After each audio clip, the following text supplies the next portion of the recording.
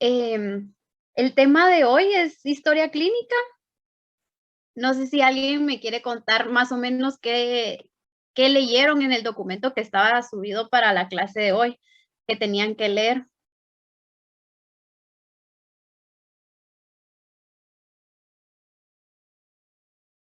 Sí, tal vez Ay, perdón, habían levantado la mano antes. Los dos pueden comentar. Dale inicio.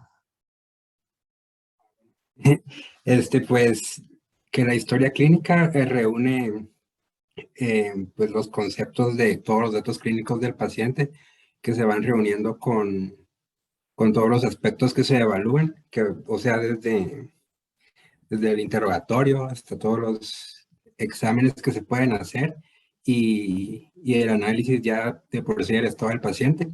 Entonces, eso para llevar el registro que va a permitir como poder diagnosticar y dar un correcto tratamiento al paciente cuando ya se pueda como identificar más lo que esté padeciendo.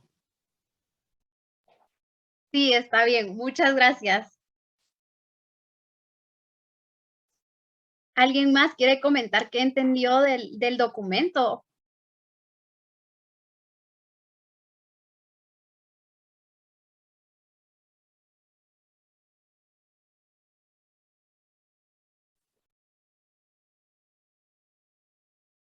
Bueno, entonces vamos a dar inicio con la presentación. Si tienen alguna duda, pues saben que pueden preguntar sin ningún problema para estudiar más a profundidad la historia clínica, ¿verdad? Con ayuda de su documento. Entonces voy a compartir mi pantalla para que puedan ver la presentación.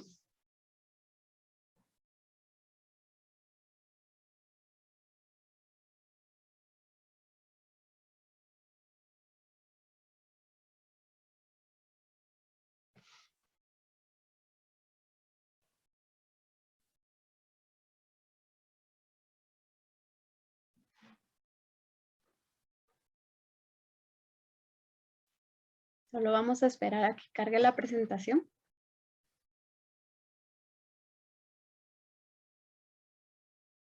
Ok.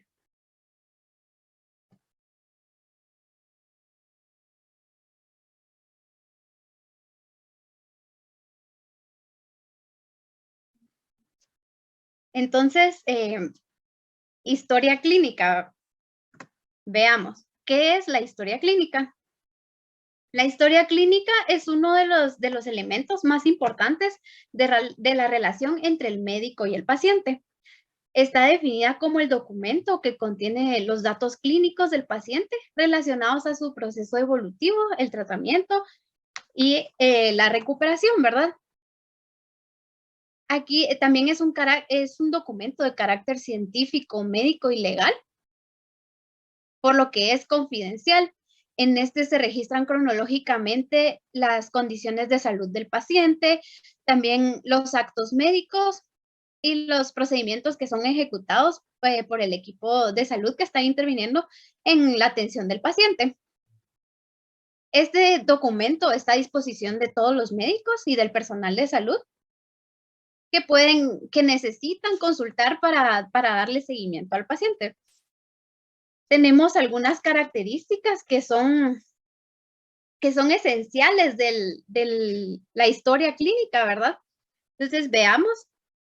Primero es que es obligatoria, pues todo acto que haga el médico, ¿verdad? O cualquier personal de salud debe efectuarse con el correspondiente registro médico. El médico no puede realizar ningún acto sin haberlo registrado en la historia clínica. Aquí debe de ir todo lo que se le administra, se le realiza al paciente. También es irreemplazable, pues la escritura de la historia clínica no puede ser reemplazada por la memoria del médico. Esto quiere decir que al momento de estar realizando, que se le va a cambiar un medicamento por otro, debe estar escrito de una vez en la historia clínica. No puede el médico al día siguiente anotar con lo que se recuerda o la evaluación física del paciente Puede que hoy el paciente no esté consciente, no conteste las preguntas que se le están haciendo y al día siguiente sí, y el médico por no haberlo anotado, al día siguiente por memoria, confunde los datos. Entonces, es irreemplazable. Todo acto que se hace se debe anotar en el momento, porque por lo mismo que es un documento de carácter médico legal, ¿verdad? También que es privada y pertenece al paciente. En esta parte se refiere a la confidencialidad, o sea, el secreto profesional, ¿verdad?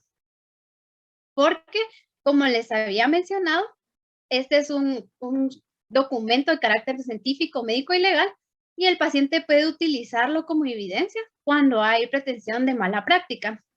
Entonces, por lo mismo, debemos de mantener la confidencialidad y que sea privada. Se utiliza más que todo para fines científicos. Una persona que no es personal de salud o está ajena a estos fines científicos no puede estar viendo las historias clínicas o leyendo o incluso registrando cosas que no son, ¿verdad?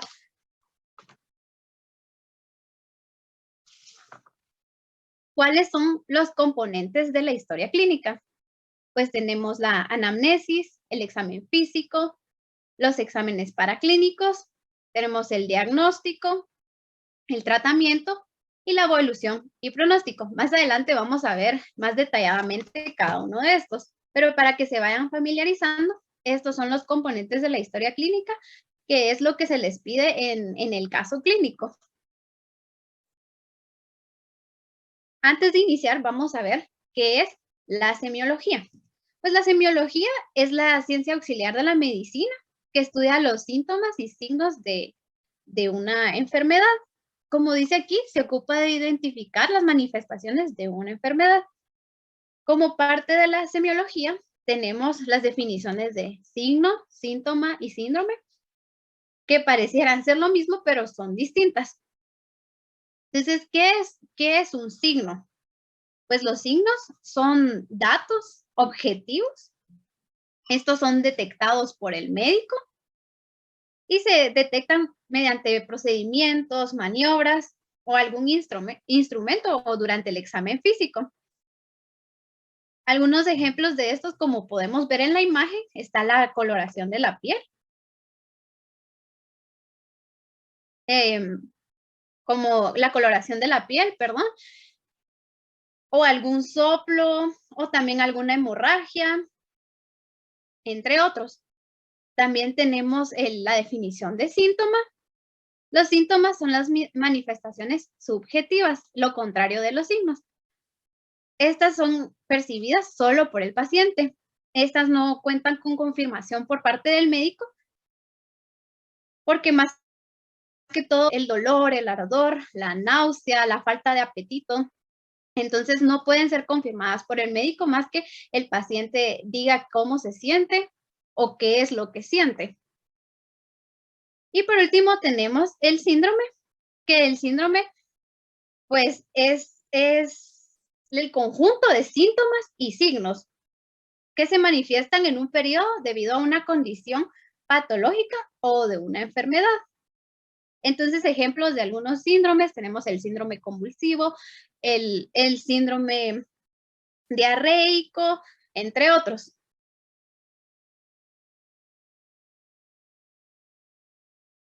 Ahora sí, vamos a empezar con cada componente de la historia clínica.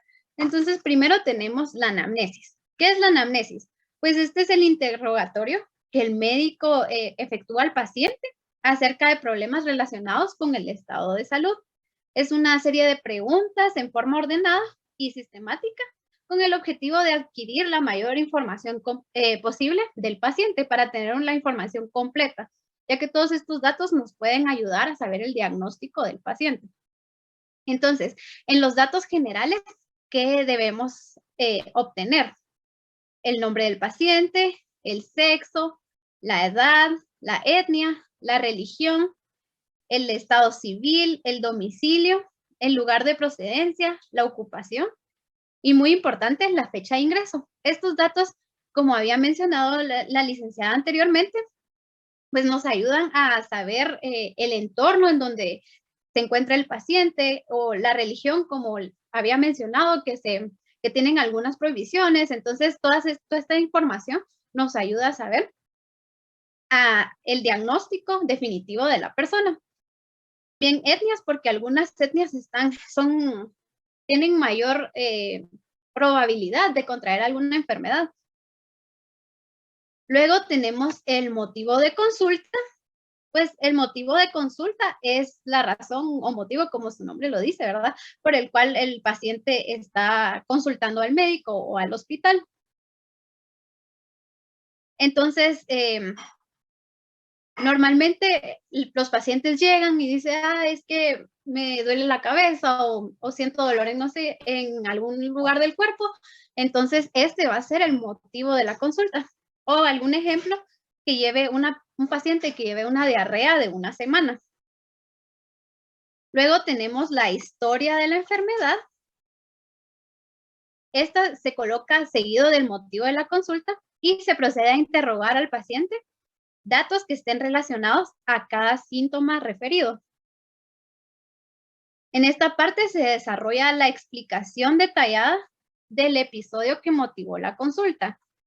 Es decir, que se le preguntan a los pacientes datos relacionados a los síntomas o signos que posee, como el tiempo de evolución de los mismos. Por ejemplo, vamos a seguir con el ejemplo del motivo de consulta de la diarrea con una semana de evolución. Pues aquí entonces se determina el número de evacuaciones diarreicas al día, la cantidad de eliminación, el aspecto, la consistencia, si tiene presencia de pus, moco o sangre, el sitio de dolor y la necesidad de pujar. Entonces es ir más allá de los síntomas, saber cómo podemos relacionar estos síntomas al diagnóstico de la enfermedad. Luego, muy importante, los antecedentes.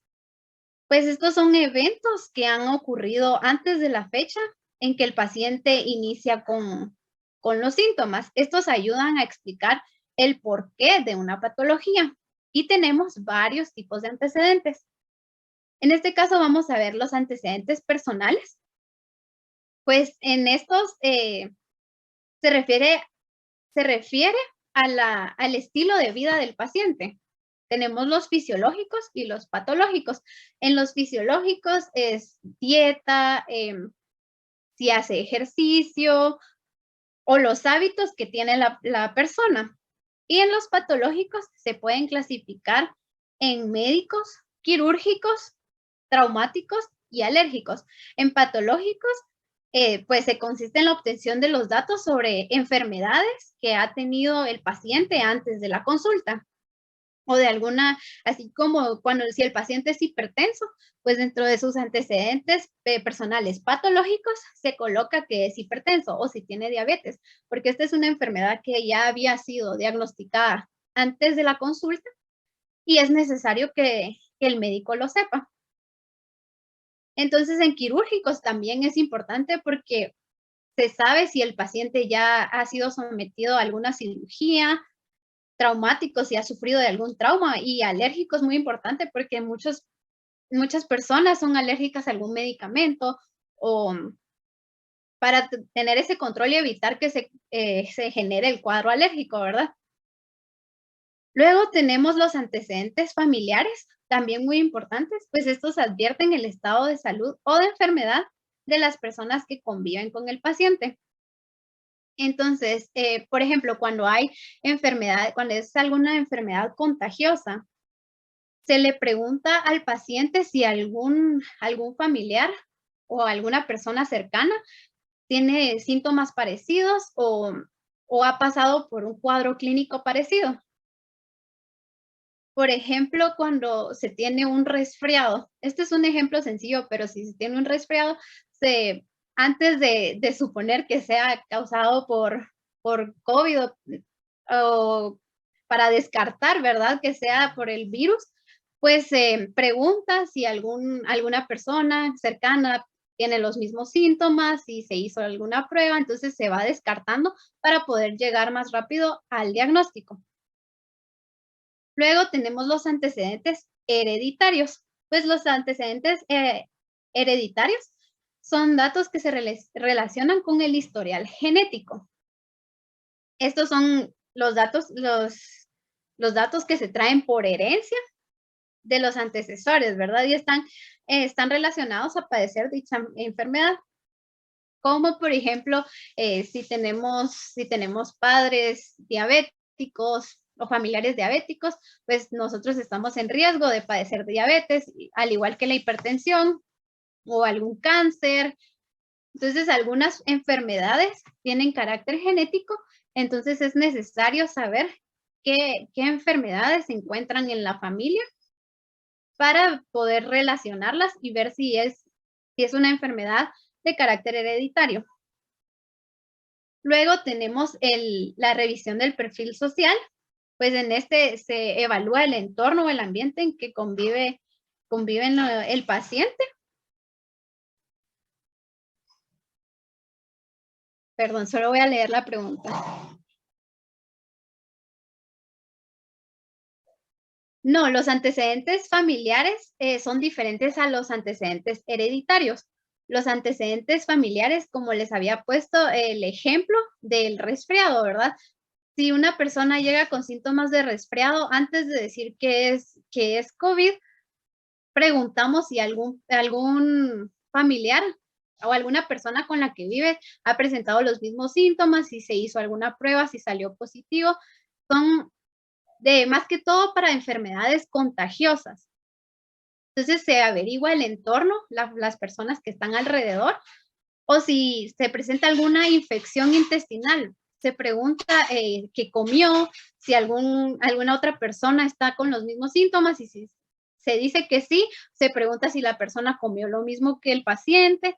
Es más que todo para ver si es alguna enfermedad contagiosa. Y los hereditarios sí son los que vienen de generación en generación, ¿verdad? Como les había dicho, la hipertensión, la diabetes o algún cáncer. Bueno, entonces continuemos. Ahora que quedó clara la duda, pues el perfil social entonces es el entorno. Si alguna persona trabaja en el campo y llega con una anafilaxia, ¿verdad? Se puede asociar a que como trabaja en el campo, pudo haber sufrido alguna picadura de algún insecto y es una reacción alérgica. O si trabaja con agentes químicos, ¿verdad? Si llegó con alguna quemadura. Entonces, por eso es que se evalúa el perfil social. Luego tenemos la revisión por sistemas, que es la última parte de la anamnesis, y en esta se realiza una exploración. Luego de haber tenido una idea clara y definida, pues se va a hacer una exploración por órganos, el cual va desde la cabeza hasta los pies. Entonces se evalúa la cabeza, los ojos, el cuello, el tórax, las extremidades, y para ver si la persona tiene movilidad, si tiene alguna normalidad, ¿verdad? En el cuerpo que sea a simple vista. Entonces, esto es la anamnesis, es la primera parte de la historia clínica.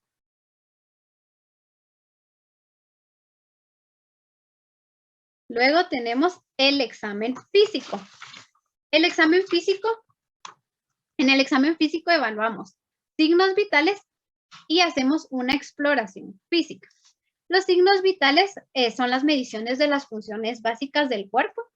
Estas son útiles para detectar o monitorizar problemas de salud, ya que alguna alteración en ellos puede establecer el grado de perturbación general de algún órgano o algún sistema. Por ejemplo, si llega la persona saturando abajo de 80, entonces se sabe que hay alguna perturbación en los pulmones y debe ser atendido lo más rápido posible. Si tiene la temperatura alta, pues puede que tenga alguna infección. Si la presión arterial sale alta, también puede haber alguna perturbación en el sistema circulatorio. Entonces es muy importante. ¿Cuáles son los signos vitales que se toman? Está la presión arterial, la frecuencia respiratoria, la frecuencia cardíaca, la temperatura corporal y la saturación de oxígeno. ¿Cuáles son los valores normales de estos signos? Pues la frecuencia cardíaca es de 60 a 100 latidos por minuto. Luego tenemos la frecuencia respiratoria, que es de 16 a 20 respiraciones por minuto. La presión arterial, el valor normal es de 120-80 milímetros de mercurio. La temperatura oscila entre 36.5 a 37.5 grados centígrados y la saturación de oxígeno es arriba del entre 93% y 100%. Estos son los valores normales. La que más puede variar es la presión arterial, pero que se mantenga cerca de del valor de 120-80 se considera normal. Ya si estuviera en 140-90, ya es un valor anormal. Luego tenemos la exploración física.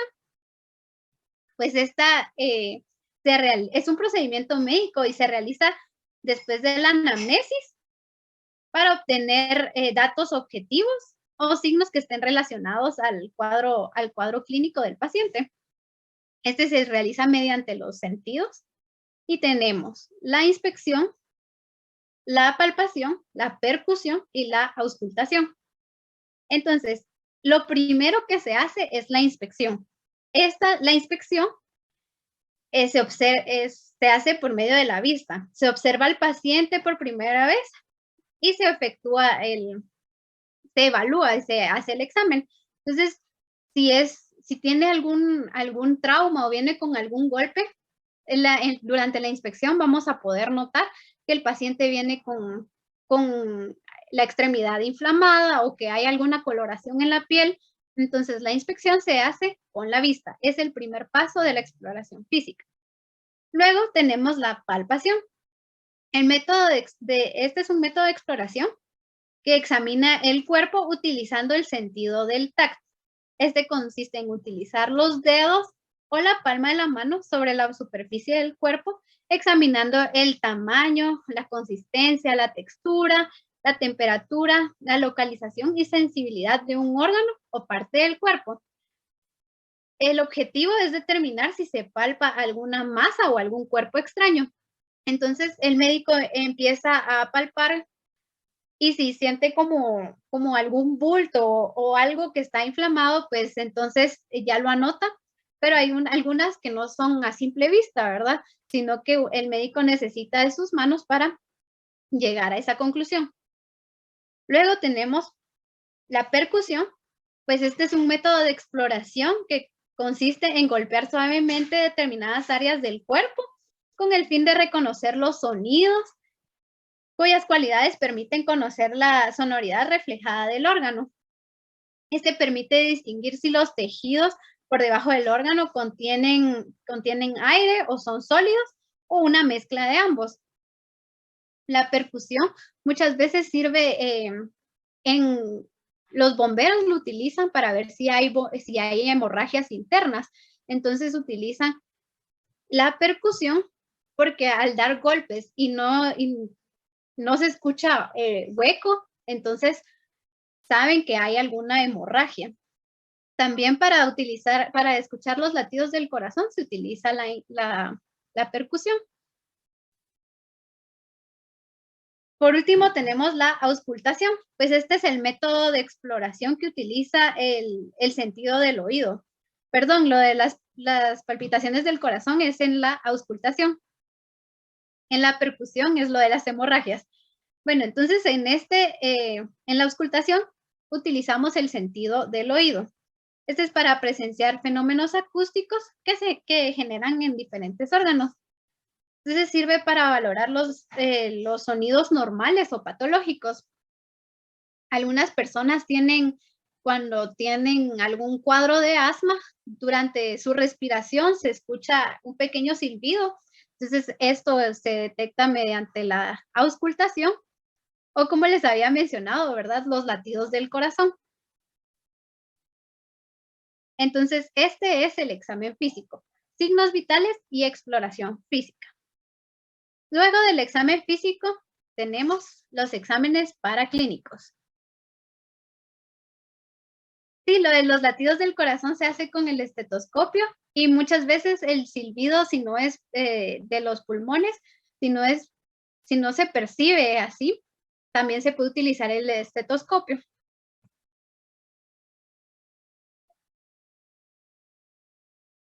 Bueno, entonces ahora veamos los exámenes paraclínicos. Los exámenes paraclínicos se dividen en exámenes de laboratorio y exámenes de gabinete. Estos exámenes son pruebas que permiten comprobar o descartar un diagnóstico o establecer la severidad del problema. Los exámenes de laboratorio son exámenes que se realizan en distintas muestras biológicas mediante su análisis en el laboratorio, como su nombre lo dice, ¿verdad? Este determina la presencia o la ausencia o la cantidad o la cualidad de los componentes que se estudian en la muestra biológica. Como dice la presentación, pues estos ayudan a determinar un diagnóstico, planificar y controlar si el tratamiento es eficaz o monitorizar la enfermedad a lo largo del tiempo. Entonces tenemos exámenes de hematología. En este se estudian los elementos que conforman la sangre y sus precursores. Estos, por ejemplo, determinan la morfología de la sangre, está la prueba de coagulación, la cantidad de leucocitos, los glóbulos rojos y las plaquetas. Luego tenemos la química clínica, que en esta se utilizan normalmente muestras biológicas de sangre y orina. En esta se puede ver la cantidad de glucosas y la cantidad de electrolitos, se puede hacer un perfil lipídico, también las enzimas que están presentes y están funcionando bien, la cantidad de proteínas, si no debe haber proteínas, si hay proteínas en la muestra, pues esto nos indica algo. Entonces, esto es... se observan los componentes químicos, como su nombre lo dice, es química clínica, entonces su objetivo es observar componentes químicos, ya sea en sangre o en orina. Luego tenemos la microbiología, pues este se realiza en muestras de orina, de saliva, en heces, en secreción vaginal. Este es más que todo para determinar la presencia de algún parásito o algún microorganismo que sea causante de la enfermedad. Y tenemos las pruebas de inmunología que miden, como su nombre lo dice, ¿verdad?, el funcionamiento del sistema inmunológico. Su objetivo es detectar anticuerpos del patógeno, que es lo que ocurre con las pruebas rápidas de antígeno. Estas son pruebas de inmunología porque se detecta el antígeno, el que está, si está presente, ¿verdad?, que está ocasionando la infección. Luego tenemos los exámenes de gabinete. Pues estos son exámenes que utilizan alguna técnica y algún procedimiento para poder identificar, monitorear y visualizar estructuras del cuerpo. Esto se hace mediante imágenes o algún trazo. Entonces aquí podemos ver, tenemos como ejemplo las radiografías, las ecografías, los electrocardiogramas, las resonancias magnéticas, las endoscopías, entre otros. Luego de los exámenes paraclínicos, viene el diagnóstico. Ya después de obtener datos en la anamnesis, en el examen físico y en los exámenes paraclínicos, ya se puede llegar a un diagnóstico. El diagnóstico es el procedimiento que identifica una enfermedad, un síndrome o cualquier estado de salud. Tenemos diagnóstico presuntivo. Este es el posible diagnóstico que se realiza en base de la anamnesis y el examen físico. Entonces, al ver los síntomas, al evaluar los síntomas, los signos, y durante el examen físico y todo, podemos tener una presunción del diagnóstico que el paciente puede tener. Por ejemplo, si llega una persona con una extremidad inflamada, con hematoma. Entonces, tenemos un diagnóstico presuntivo de que puede tener alguna fractura o alguna lesión, ¿verdad? Entonces, no lo hemos comprobado porque necesitamos una radiografía, pero podemos predecir, ¿verdad? Que sea alguna fractura o alguna lesión en la extremidad. Luego tenemos el diagnóstico diferencial, pues aquí es la relación de enfermedades que pueden ser las causantes de los síntomas y signos que sufre el paciente. Así como en este se hace la exclusión de posibles causas que presentan un cuadro clínico semejante. Por ejemplo, todas las infecciones provocan fiebre, ¿verdad? Entonces, si el paciente llega con fiebre, tenemos que hacer un diagnóstico diferencial para ver qué tipo de bacteria está o qué microorganismo está ocasionando esa fiebre. O la diabetes, que muchas veces adelgaza, da sed. Hay 2 tipos de diabetes, ¿verdad? Entonces, el diagnóstico diferencial es ir descartando enfermedades que tienen cuadro clínico semejante para llegar al diagnóstico definitivo. El diagnóstico definitivo, pues, es el diagnóstico ya confirmado. Este indica con certeza qué enfermedad o síndrome o estado de salud tiene el paciente. Este se obtiene mediante los resultados de laboratorio y principalmente de gabinete. Los exámenes de gabinete nos ayudan a confirmar ese diagnóstico presuntivo que teníamos, porque en los exámenes de laboratorio se pueden ver alterados algunos valores, pero no necesariamente sabemos la causa de esas alteraciones. Entonces necesitamos hacer los exámenes paraclínicos para poder dar el diagnóstico definitivo.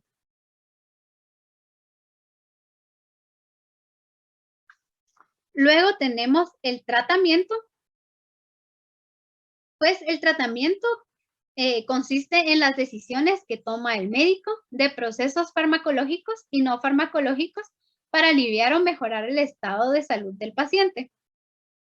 En los farmacológicos, como su nombre lo dice, tenemos los medicamentos, los fármacos, y en el tratamiento no farmacológico tenemos las dietas, los métodos higiénicos, alguna cirugía, algún cambio en el estilo de vida. Entonces, nuestro tratamiento va a ir dividido en farmacológicos y no farmacológicos. Por último, encontramos la evolución y pronóstico. Pues es el conjunto, la evolución es el conjunto de cambios y procesos implicados en el desarrollo de la enfermedad. Y en esta se detalla el momento del ingreso del paciente hasta la conclusión del mismo. Todos los días, al observar una historia clínica, todos los días hay una nota de evolución.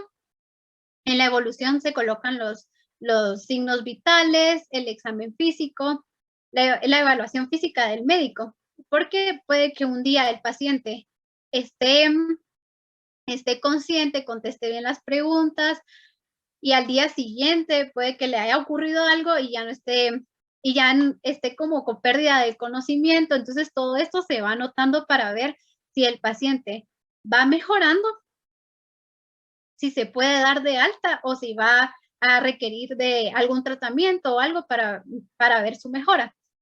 Luego tenemos el pronóstico, pues este se decide a través del médico y del estado de salud del paciente.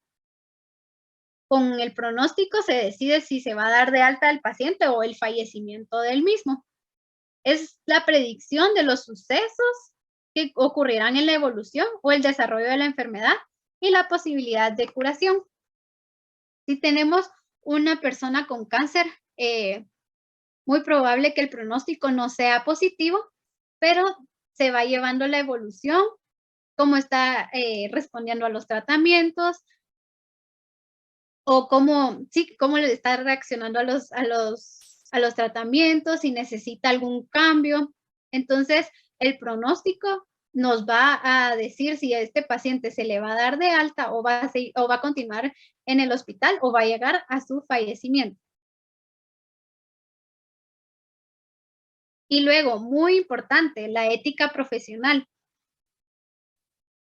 Pues la historia clínica, o también conocida como expediente clínico, es, como les había mencionado, es un documento de carácter clínico legal, por lo que es confidencial y tiene como finalidad recoger datos del estado de salud del paciente con el objetivo de facilitar la asistencia clínica.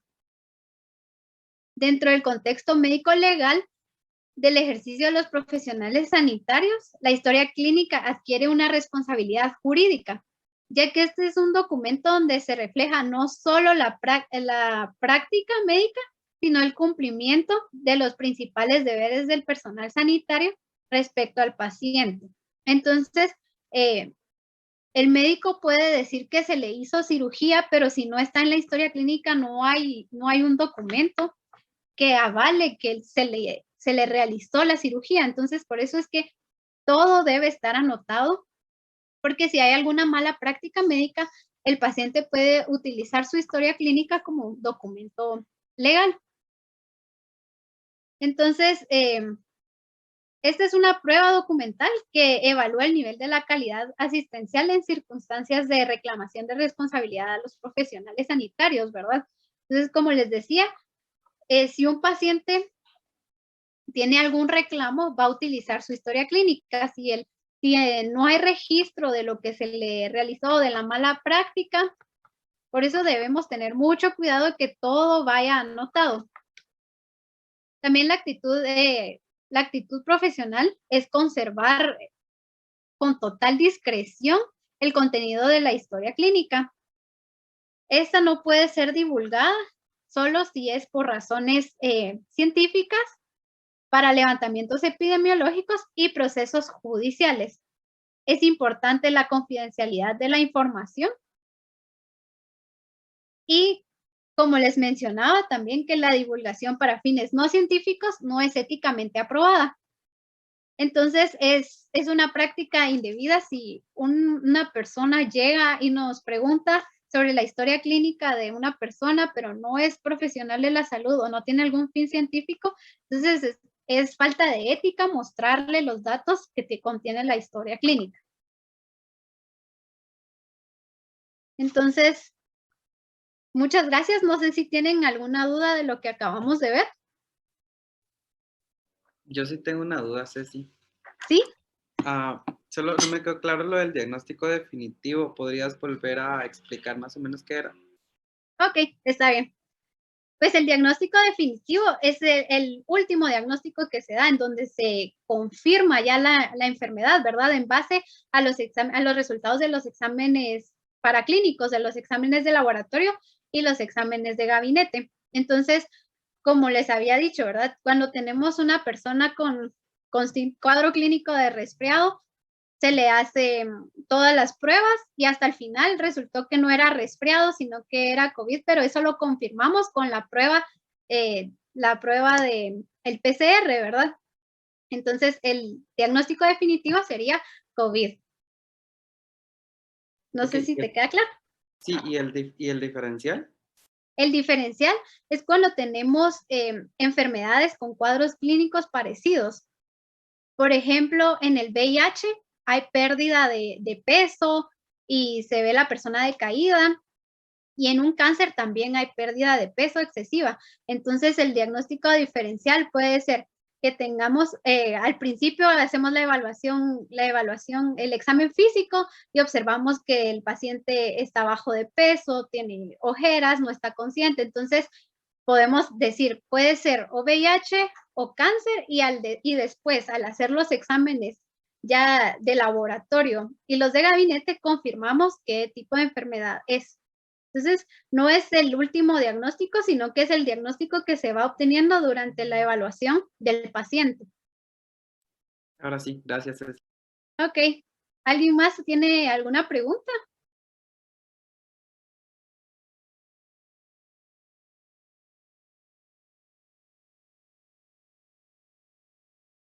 Bueno, si no hay ninguna duda, les voy a explicar qué es lo que vamos a trabajar hoy.